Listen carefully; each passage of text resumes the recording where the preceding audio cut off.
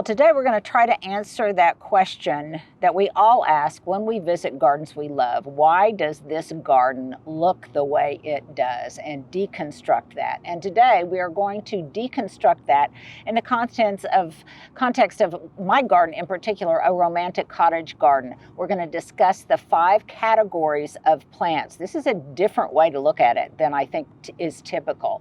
And we're going to look at the 5 categories of plants that I think are crucial to the look of my garden and other gardens, and the degree to which you use each one of these categories will determine the style of your garden. So we're going to talk about plants that are stabilizers, plants that are enablers. We're going to talk about come and go perennials. We're going to talk about hoverers, all these categories of plants and their role in the garden, what they do, and why they're so important. Now, if you're planning and designing a garden or even planting a garden, I think this is the category you want to install first, and that is the category I call stabilizers. Stabilizers are, well, think of them as the anchors of the garden. They are really structural, they're architectural, they give a reliable presence that the eye can, well, it's a place for the eye to rest, and it holds the whole composition together. So repetition is important here. To the degree you have more stabilizers, that might determine whether you have a very modern looking garden or a garden that is less so. Very modern looking gardens typically have lots of stabilizers, and the rhythm and repetition of one stabilizer across the space. So think of lots of grasses used as a stabilizer, or lots of hollies, or lots of boxwood. Okay, so it's pretty obvious what I use in my own garden to anchor the garden and really give it different kinds of visual weight in different rooms of my garden. First and foremost, you probably think of both topiary and evergreens. Evergreens probably being at the forefront of what we consider to be stabilizer plants.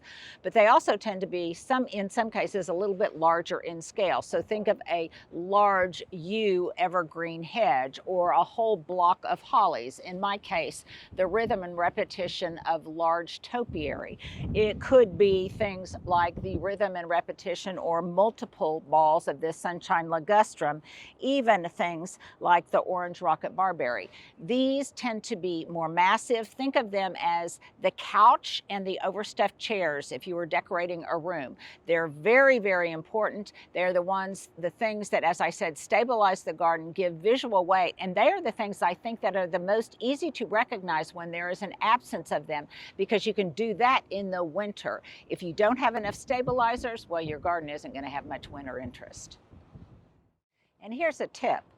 All garden stabilizers are not plants. They can also be garden furnishings, like my table that I have here. They could be really large obelisks, they could be a fountain, they could be things that have a permanent stabilizing presence in your garden. So don't overlook them when you're decorating your garden and when you're designing your garden.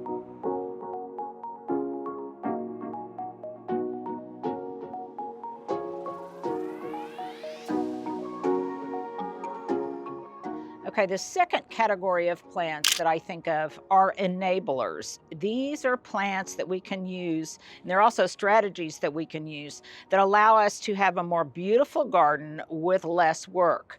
Really generous beauty in exchange for very little effort. So in this category, I would put things like this beautiful Vinca minor ground cover. There's all sorts of ground covers we can use, both living and not living. For example, the gravel and the pavers that Stuart is showing you right here, but all sorts of ground covers, things that work in both sun and shade. They could be low-growing sedums. There could be things like Corsican mint, thyme, those kinds of ground covers. The ultimate enabler is probably just garden lawn or garden turf, whether or not that's a cool season grass or a warm season grass. I have Bermuda that in the spring and in the fall I overseed with a perennial rye. But if grass doesn't work for you, you might look at a different kind of enabler. Things that, again, would grow very low. For example, low-growing hedges hedges are enablers. That could be boxwood, it could be other kinds of plants. Obviously, ajuga is another ground cover. I think in this part of the country, in the Southwest, a really prominent enabler that we see quite frequently is different kinds of flowing perennial grasses, low growing and tall growing grasses that are just there, that enable us to work on other things in the garden that might be a little more interesting to us while they really hold down the fort. Okay, now this next category kind of overlaps with the other category, the enablers. In other words, they ease our ability to garden without a ton of effort.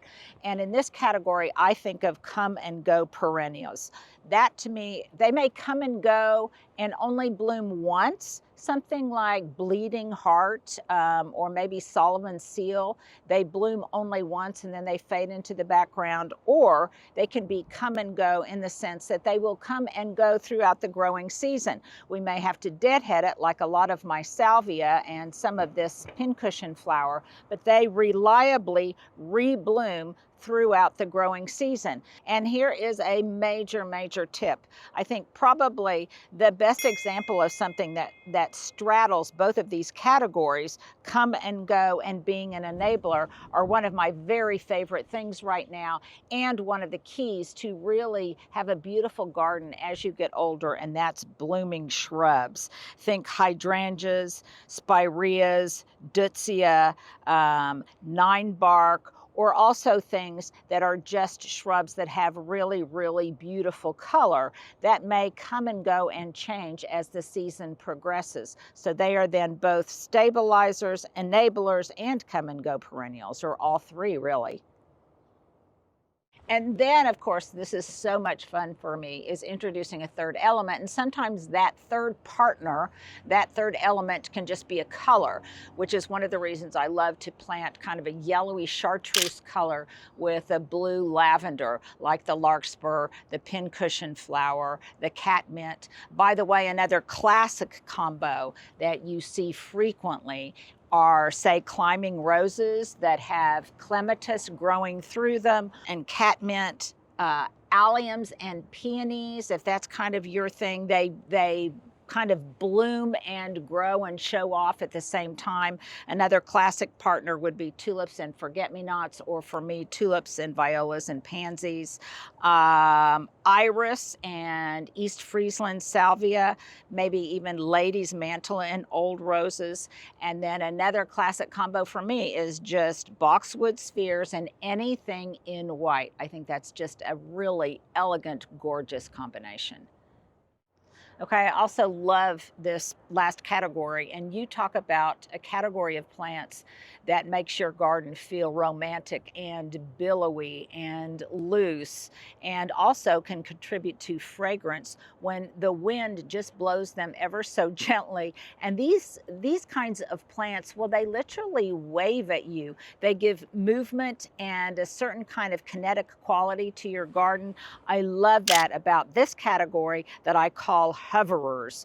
So Stuart is showing you right now lots of larkspur, but think larkspur and poppies. It can be Queen Anne's lace, but for me, I love Minoan lace. Verbena bonariensis, bronze fennel, meadow rue, linaria, things like, well, just anything that has kind of a foxglove, that has kind of a vertical quality. For me this year, another one of my favorites is the penstemons, whether it's Husker Red or the Brazos that I love so much. It can even be the salvia. Basically anything that grows tall and kind of waves in the wind. In some cases, even blooming shrubs or some of the abelias, those can also be hoverers. They break the plane of the garden and they project above that plane, and then they just kind of hover in the wind. Something that, well, it is both enhanced with our windy conditions here on the prairie. It is also one of the things that makes them age the fastest and affects their longevity, is because that wind can really whip them into place. What we're always hoping for is just a gentle, beautiful breeze. Okay, the classic example, as I've mentioned before, is salvia or East Friesland salvia or May night salvia as a cut and come again perennial. This has already bloomed, this stand of East Friesland salvia. I just whacked it back hard, but look, within 2 days, I already have all sorts of new growth coming up, and you can even see the little blooms inside. Talk about a reliable come and go perennial. Well, if hovers lend romance to your garden, they also really lend a beautiful, magical quality to your garden, especially when anything that subtly blows in the breeze is just covered with all sorts of insect wildlife, bees and moths and butterflies, even your occasional wasp or bumblebee or yellow jacket. I mean, all of those are included in insect wildlife that really contributes, again, a certain kind of kinetic quality to your garden and makes it seem ever so much alive and ever so much more magical.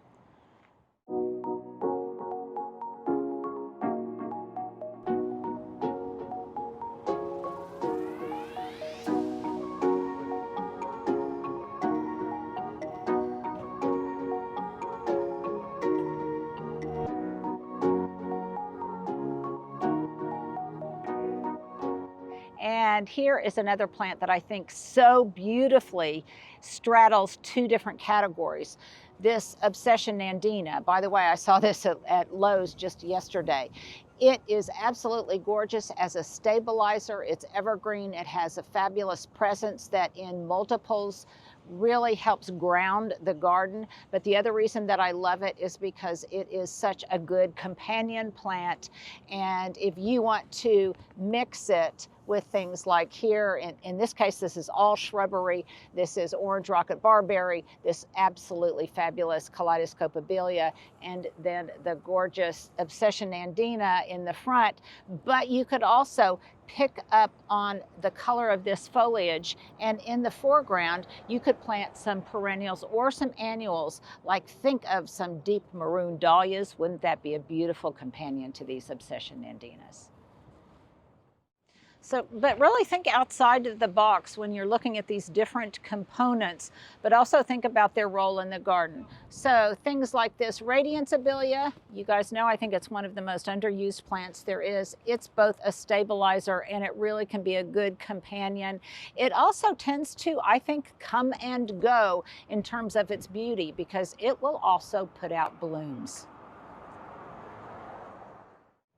Another plant that I think is really, or let's not even call it a plant, let's call it a form of plant that can be a great enabler, allowing you to do other things in your garden because it requires so little maintenance. And that would be not only some of the grasses, but even things granted, they come and go, but things like these daffodils. I mean, they are, in contrast to tulips, they're a one-time and done kind of thing. You plant them once and they will bloom into the future. So they are a great enabler plant. And I think right now, even though the foliage needs to die down, it still gives some textural and some kind of form, strong structural form interest to the garden.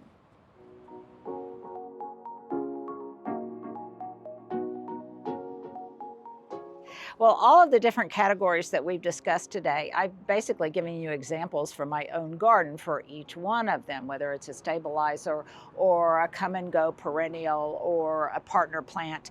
But there are so many more examples depending on what part of the country you're in. So if you are in a more arid part of the country in, say zone 7 to 10, you might be looking at plants you could grow as example as a stabilizer, but for me it would be kind of iffy. Things like this rosemary, or it could be germander, it could be lavender, it could be one of those plants that could also make a wonderful hedge, a stabilizer in your garden, but wouldn't necessarily work in my zone. So also take into account where you garden, how you garden, and your style of garden when really using all of these different categories of plants to get the look that you want. For me, that's a romantic cottage garden, but you can use these same categories to follow the principles of your own own garden design and your own garden style. So thanks for hanging out with me today. I hope that this helps you kind of look at your own gardens and their plantings in a unique way. If you liked it, make sure to give us a thumbs up, subscribe, follow along, and share it with others, maybe new gardeners who are starting to design their own gardens and they want a garden that is magical, but that also, well, it just looks good for seasons.